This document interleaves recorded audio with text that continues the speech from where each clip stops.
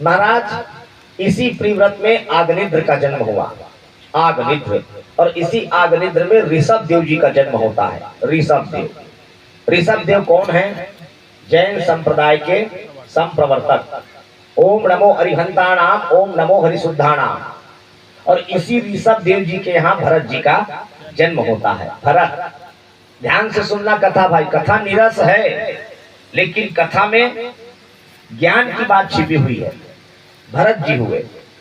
पहले तो भरत ने यह विचार किया था कि महाराज मैं विवाह नहीं करूंगा, लेकिन ब्रह्मा जी आए और ब्रह्मा जी ने भरत जी को समझाया कि बेटा गृहस्थ में रहना पाप नहीं है, गृहस्थ में रहकर को मर्यादा को भूलना सबसे बड़ा पाप है। और ब्रह्मा के समझाने के बाद भरत जी विवाह करने के लिए तैयार होते हैं। जैसे विवाह करने के लिए तैयार हुए, महाराज भरत जी का विवाह संपन्न होता है। विवाह संपन्न होने के बाद परिवार बढ़ता है। कई दिन बीत गए। बीत जाने के बाद भरत जी ने कहा महाराज आए थे हरिभजन को और ओटन लगे कपास। अरे हमारा मूल कर्तव्य यही है कि हमें परमात्मा की भक्ति करना है, लेकिन माया में वशीभूत होकर के हम परमात्मा को भूल गए और परिवार की माया में वशीभूत हो गए। हम क्या कर रहे हैं? भरत जी को वैराग्य हुआ। भरत जी परिवार को छोड़े हैं और परिवार को छोड़ करके जंगल चले गए और जंगल में जा करके तपस्या करने लग गए। देखिए जंगल में तो कोई भी तपस्या कर सकता है भाई, इसमें कोई उपलब्धि नहीं है। अगर गृहस्थ में रह करके, घर में रह करके महाराज जो परमात्मा को प्राप्त करता है वो सबसे बड़ा पूजनीय है। और अगर आप गृहस्थ को छोड़ करके जंगल जा रहे हो तो आपसे बड़ा कोई अपराधी। अरे परिवार बढ़ाए हो, परिवार का देख रेख करना, परिवार को समझाना, परिवार को लेकर के चलना आपका मूल कर्तव्य है। मैं ये नहीं कहता कि भक्ति छोड़ दो, लेकिन गृहस्थ में रह करके परमात्मा को प्राप्त करना सबसे बड़ी उपलब्धि है। भरत जी आज परिवार को छोड़ करके जंगल चले गए हैं। यही बात तो कामदेव ने भी भगवान शंकर से कहा था कि महाराज आप काम विजेता हो, मैं नहीं मान सकता। क्यों? कब तक? अरे समाधि में बैठ करके तो कोई भी व्यक्ति काम को जीत सकता है। अगर आप काम विजेता कब कहलाओगे? जब माँ पार्वती को महाराज आप गोद पर बिठाइए और मैं आपके ऊपर महाराज काम का बाण चलाता हूँ। अगर उस समय आप काम को जीत गए तो आप काम विजेता कहलाएंगे। आज भरत जी जंगल पर हैं, जंगल में भगवान की तपस्या कर रहे हैं। तपस्या करते रहे। उसी समय एक घटना ये घटी कि एक मृगा गर्भावस्था में थी। मृगा गर्भावस्था में थी और मृगा गर्भावस्था में थी उसी समय सिंह मृगा का पीछा कर रहा था। मृगा जान बचा करके महाराज भाग रही थी। भागते महाराज एक पहाड़ से दूसरे पहाड़ पर छलांग लगाई। जैसे ही एक पहाड़ से दूसरे पहाड़ पर छलांग लगाई है, गर्भ में झटका पहुंचता है और वो गर्भावस्था में जो मृगा थी उसके गर्भ से एक मृग शावक का बच्चा झटके के माध्यम से महाराज नदी में गिर जाता है। नदी में गिरने के बाद नदी से महाराज बहते जहां पर भरत जी भगवान सूर्य को अंजलि दे रहे थे गंडकी नदी में, उस गंडकी नदी में आ गए भरत जी के पास। गंडकी नदी, देखो गंडकी नदी की महत्वता क्या है। गंडकी नदी की ये महत्वता है कि आज भी जो शालिग्राम निकलते हैं कहां से निकलते हैं? गंडकी नदी से। प्रमाण ये माना जाता है कि अगर तुलसी का पौधा धागे से बांधकर गंडकी नदी के भीतर प्रवेश कराया जाए तो महाराज आज भी वो तुलसी के पौधे से शालिग्राम भगवान चिपक करके बाहर निकलते हैं। वो गंडकी नदी है। महाराज गंडकी नदी में भरत जी भगवान सूर्य को अर्घ दे रहे थे। ऐ सूर्यो सहस्त्रांशो तेजो रासो जगतपति अनुकंपयमां भक्त्वा गृहाण अर्घ दिवाकरा उद्यम ब्रह्मणि रूपी मध्यानि महेश्वरा अस्तमानि स्वयं विष्णु त्रिमुष्य दिवाकरा। महाराज सूर्य को अर्घ दे रहे थे। जैसे सूर्य को अर्घ दे रहे थे भरत की दृष्टि पड़ी मृगा के बच्चे के ऊपर, मृग शावक के ऊपर। जैसे मृग शावक के ऊपर महाराज भरत की दृष्टि पड़ी है, मृग शावक के बच्चे को हाथ में लिया है भरत, और भरत मृग शावक के बच्चे को बाहर लाया है। बाहर ला करके उसकी सेवा करना प्रारंभ कर दिया। सेवा कर रहा है। उसके उनको महाराज खिलाने का काम, घुमाने का काम। भरत मृगा के बच्चे के ऊपर आसक्त हो गया। आसक्ति, आसक्ति कितना बढ़िया नाम है भाई। आसक्ति कहां से आ सकती है? कहीं से भी आ सकती है। पूर्व से आ सकती है, पश्चिम से आ सकती है, उत्तर से आ सकती है, दक्षिण से आ सकती है, ऊपर से आ सकती है, नीचे से आ सकती है। उसका कोई प्रयोजन नहीं कहां से आ सकती है, इसलिए उसका नाम है आसक्ति। और आसक्ति ही महाराज भक्ति से विरोध करने का मुख्य कारण है, भक्ति को वियोग करने का मुख्य कारण है। भरत जी तपस्या के लिए आए थे, लेकिन मृग शावक के बच्चे के ऊपर दीवाने हो गए। उससे अच्छा तो उसका परिवार ही था। अरे कम से कम अपने बच्चे के ऊपर मोह करता, अपने बच्चे के ऊपर ममता दिखाता। लेकिन आज अपने परिवार को छोड़ करके मृग शावक के बच्चे के ऊपर पूरा ध्यान रहा। मृग शावक के बच्चे के ऊपर महाराज पूरा टिका रहा।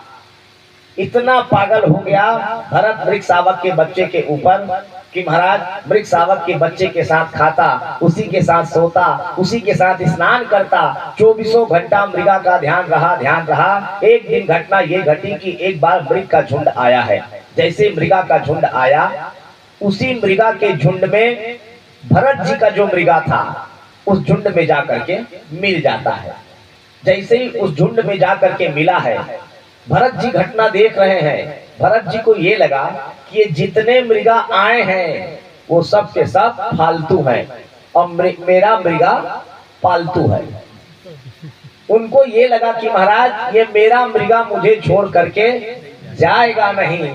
लेकिन महाराज भरत जी का जो मृगा था उसी झुंड के पीछे पीछे चले गए। और आसक्ति में तो भरत फंसा हुआ था, प्रेम में फंसा हुआ था। अंत में महाराज जब मृगा का बच्चा चला गया, 24 घंटा बच्चे का ध्यान रहा, मृग शावक के बच्चे का ध्यान रहा। धीरे धीरे शरीर गिरता गया, गिरता गया, गिरता गया और अंत में भरत जी की मृत्यु आई।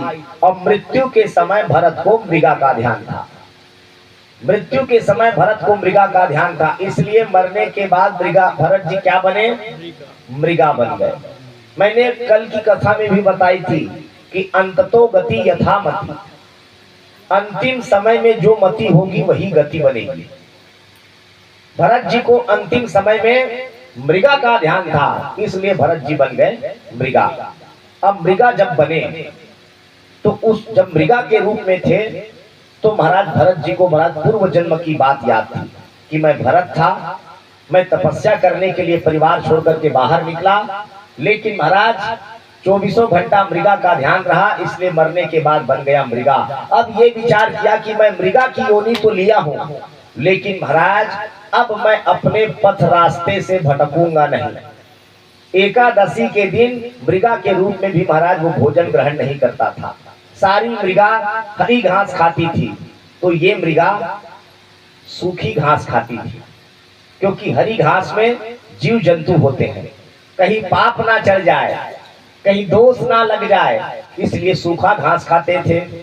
एक दिन उसी जी जंगल में रहते थे भरत मृगा। महाराज उस जंगल में आग लगी और आग लगने के बाद जितने जीव जंतु थे सब जल करके समाप्त हो गए। भरत मृगा ने सोचा कि महाराज ऐसा शरीर रखने से कोई प्रयोजन नहीं, कब तक जीऊंगा। मृगा के रूप में जा करके दावाग्नि में कूद जाता है और कूदने के बाद महाराज वो जो भरत मृगा बना था महाराज वो जल करके समाप्त हो जाता है। लेकिन जब मृगा की योनि में था तो उसको अपने पूर्व जन्म की बात याद थी कि मैं भरत था और भरत से बन गया मृगा, और पूर्व जन्म की बात याद थी। मृत्यु के समय उसको भरत जी का याद था, इसलिए मरने के बाद फिर बन गया वो भरत। 3 योनि की कथा है। पहले भरत था, भरत के बाद क्या बना? मृगा, और मृगा के बाद क्या बना? फिर भरत। ब्राह्मण के घर में जन्म लिया, अंगिरा गोत्र में। अंगिरा गोत्र में महाराज ब्राह्मण के घर में जब जन्म लिया है, पिताजी ने कहा बेटा मुझे गायत्री मंत्र सुना दे। गायत्री मंत्र सुना बेटा। सुनाने के लिए कहे, याद करने के लिए कहे, लेकिन भरत जी ने गायत्री मंत्र नहीं सुनाया। 6 महीना बीत गए, क्यों नहीं सुनाया? ये तो सरल मंत्र है ना भाई, कोई भी छोटा पहली क्लास के बच्चे को गायत्री मंत्र याद रहती है, लेकिन भरत जी क्यों नहीं सुनाए? इसलिए नहीं सुनाए क्योंकि भरत जी ये सोचे कि अगर मैं आज गायत्री मंत्र सुनाता हूँ तो पिताजी फिर मुझे कल दूसरा मंत्र देंगे, उसके बाद कहेंगे बेटा सत्यनारायण की कथा याद कर, उसके बाद कहेंगे गीता याद कर, उसके बाद कहेंगे भागवत की कथा पढ़। और मुझे भक्ति करना है, मुझे मुक्ति का साधन ढूंढना है, मुझे परिवार में नहीं रहना है, अपनी मुक्ति चाहता था। इसलिए महाराज भरत जी ने पिताजी को कोई मंत्र नहीं सुनाया। एक दिन भाई खेत में ले गए और खेत में ले जाकर के कहे कि भैया यहाँ पर बीज बोने के लिए महाराज यहाँ पर गड्ढा खोदो। बता दिए कितना गड्ढा खोदना है, लेकिन भरत ठीक उल्टा काम किया। हल्का गड्ढा खोदने कहे थे, लेकिन वो पूरा कुआं खोद डाला। माँ जो थी, माँ ने कहा कि बेटा भरत ऊपर में गेहूं सूखा हुआ है, गेहूं की तुम्हें देख रेख करनी है, कोई चिड़िया गेहूं का दाना चुग ना ले। लाठी लेकर के भरत को बिठा दिया गया, लेकिन भरत गेहूं की दाना क्यों देख रहा है। उसी समय एक चिड़िया आई और चिड़िया आकर के दाना खाने लग गई। जैसे चिड़िया दाना खा रही थी, दाना खाते खाते खाते खाते भरत जी की दृष्टि पड़ी। भरत जी ने कहा कि महाराज ये चिड़िया दाना खा रही है, तो मुझे भगाना चाहिए कि नहीं चाहिए? फिर भरत जी सोचा क्यों भगाऊं, अरे राम की चिड़िया, राम की खेत, और खाओ चिड़िया भर भर पेट, खाने वाला राम, खिलाने वाला राम, तो भगाने का क्या काम? महाराज भरत जी ने चिड़िया को भगाई नहीं, और चिड़िया मजे से महाराज गेहूं का दाना खाया है। अंत में माँ को क्रोध आया, पिता को क्रोध आया, और माता पिता भरत जी को घर से बाहर निकाल दिए।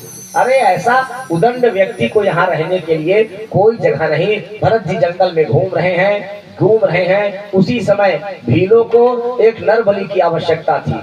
भरत जी मोटे तगड़े थे, भरत जी को लाया गया, ला करके महाराज माँ भद्रकाली के सामने रख दिया गया। और माँ भद्रकाली के पास रखने के बाद जैसे ही नर बलि की आवश्यकता थी, नर बलि के लिए लेटाया गया, हाथ में तलवार लिए हैं, और भरत जी के सिर पर जैसे ही प्रहार करना चाहे, उसी समय महाराज उस मूर्ति से आवाज आई है और माँ भद्रकाली प्रकट हो जाती है। बोलिए भद्रकाली मैया की। माँ भद्रकाली प्रकट हो गई।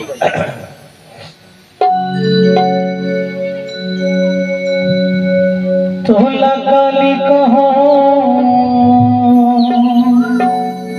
महाकाली कहो,